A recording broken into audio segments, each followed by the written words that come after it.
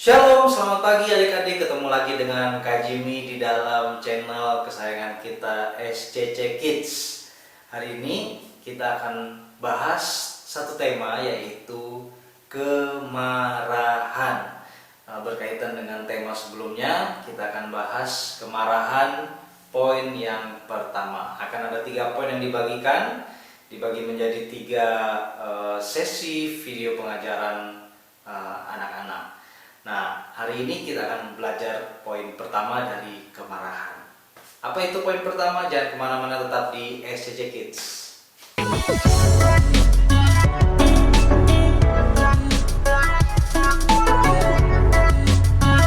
Bapak yang baik, Bapak yang dalam surga, terima kasih Tuhan buat hari ini kami dikumpulkan kembali di dalam ibadah online ini. Kami percaya walaupun kami di tempat yang berbeda, tapi kami bersatu Tuhan di dalam ibadah online ini. Kami mau mendengarkan kebenaran dari firman Tuhan, dan biarlah Tuhan berikan kami hati yang rendah dan lembut untuk menyambut firman-Mu dengan sukacita, karena firman-Mu adalah kebenaran yang memerdekakan kami. Di dalam nama Tuhan Yesus kami berdoa dan ucap syukur. Haleluya Tuhan, amin.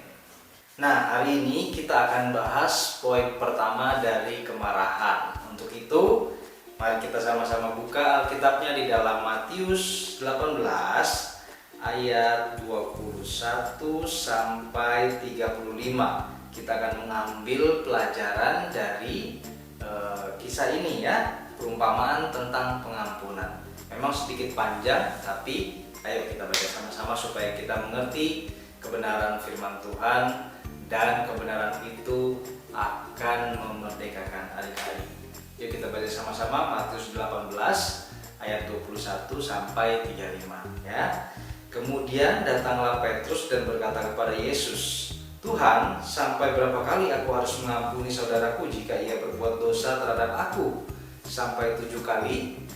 Yesus berkata kepadanya, "Bukan, aku berkata kepadamu, bukan sampai 7 kali, melainkan sampai 70 kali 7 kali.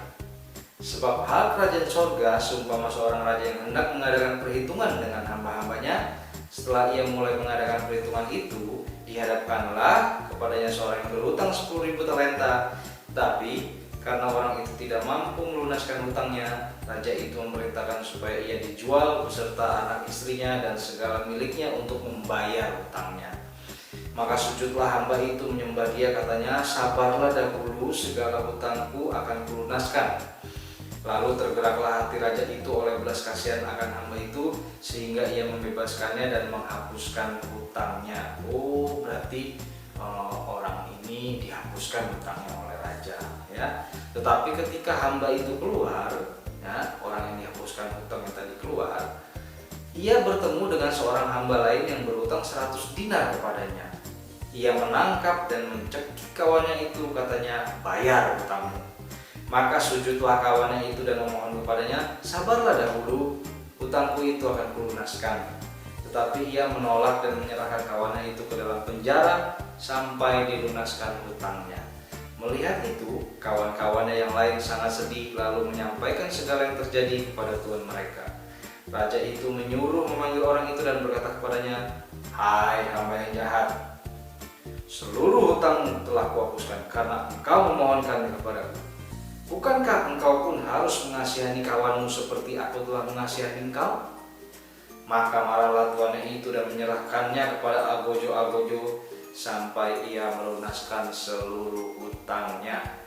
Maka Bapakku yang di sorga akan berbuat demikian juga terhadap kamu, apabila kamu masing-masing tidak mengampuni saudaramu dengan segenap hatimu. Ya, dari kisah ini kita belajar bahwa hamba yang pertama itu yang berhutang kepada tuannya jauh lebih besar daripada kawannya yang berhutang kepada dia. Tapi hamba itu diampuni. Jadi Tuhan mau supaya kita pun mengampuni orang yang bersalah kepada kita, karena kita sudah diampuni terlebih dahulu ya.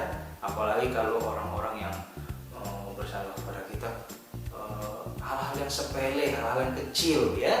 Nah, coba pernah gak adik-adik disakiti, berulang-ulang disakiti, sampai pengen marah, ya. Pokoknya adik-adik disakiti sampai susah sekali ini.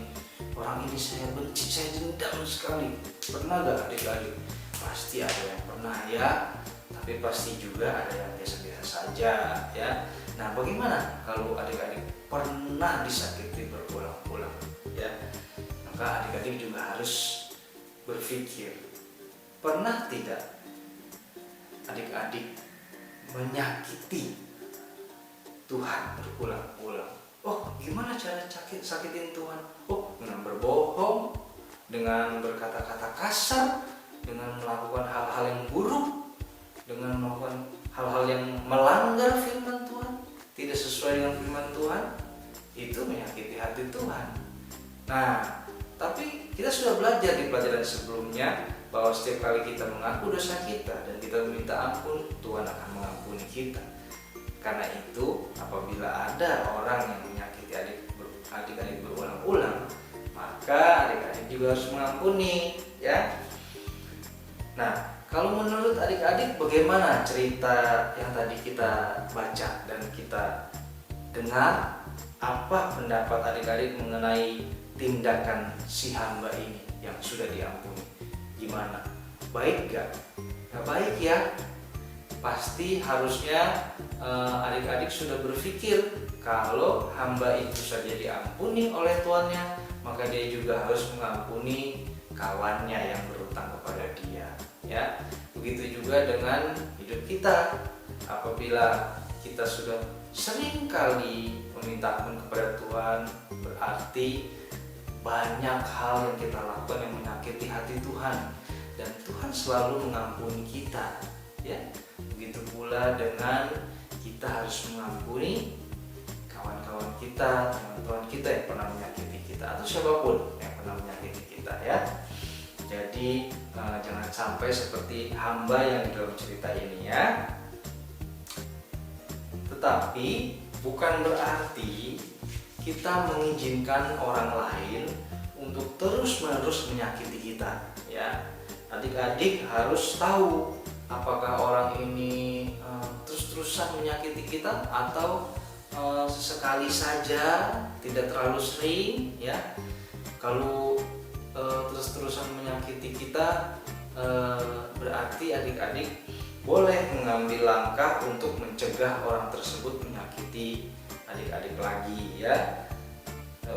Tapi dalam prosesnya, dalam proses adik-adik mengambil langkah, entah itu sementara adik-adik menjauhi orang itu, atau adik-adik lapor, atau adik-adik melakukan kebaikan terhadap orang itu supaya orang itu tidak jahat lagi ya, bisa saja langkah-langkah itu adik-adik ambil. Tetapi dalam prosesnya itu berlangsung, adik-adik harus juga memaafkan orang-orang yang menyakiti adik-adik ya. Jadi kita perlu memaafkan kesalahan orang lain supaya kita bisa terbebas dari kemarahan dan kepahitan ya. Begitu pelajaran hari ini. Poin pertama dari kemarahan, kita belajar tentang kisah perumpamaan tentang pengampunan ya. Jadi adik-adik harus berapa kali mengampuni, seperti firman Tuhan berkata di dalam ayatnya Matius 18 ayatnya yang ke-22 sampai 70 kali 7 kali. Wah, banyak ya, 70 kali 7 kali. Tetapi kalaupun sampai 70 kali 7 kali, maka adik-adik harus terus mengampuni ya. Karena ini adalah sebuah perumpamaan yang Tuhan Yesus maksud adalah kita harus selalu mengampuni orang yang bersalah kepada kita. Kenapa? Karena kita lebih dahulu diampuni oleh Tuhan Yesus ya. Sampai jumpa di pengajaran poin kedua dari kemarahan, dan Tuhan Yesus memberkati. Tuhan, terima kasih buat kebenaran firman-Mu yang sudah dibagikan pagi hari ini. Kami mau belajar Tuhan untuk mempraktekannya, bukan hanya menjadi pendengar yang baik, tetapi juga menjadi pelaku firman Tuhan. Roh Kudus tuntun kami dan mampukan kami untuk kami bisa melakukannya sesuai dengan firman-Mu Tuhan. Terima kasih Tuhan Yesus, berkati teman-teman kami dimanapun mereka berada, biar semua dalam keadaan yang baik, yang sehat, keluarganya semua baik-baik, papa mama semua dalam keadaan baik dan diberkati Tuhan. Terima kasih Tuhan Yesus, dan kami rindu pertemukan kami kembali di jam-jam ibadah online ini Tuhan. Di dalam nama Tuhan Yesus kami berdoa dan ucap syukur. Haleluya Tuhan. Amin. Oke, terima kasih sudah mengikuti ibadah online dari SCC Kids. Jangan lupa juga kita ada ibadah raya setiap hari Minggu jam 11 siang sampai selesai yang akan dibawakan oleh gembala kita, Pastor Nathanael Tahun, yang biasa kita sebut juga dengan Papi rohani kita. Dan jangan lupa untuk berikan tanda suka, berikan komentar, berlangganan channel ini, dan nyalakan lonceng pemberitahuan. Sampai jumpa di video berikutnya. Tuhan Yesus memberkati.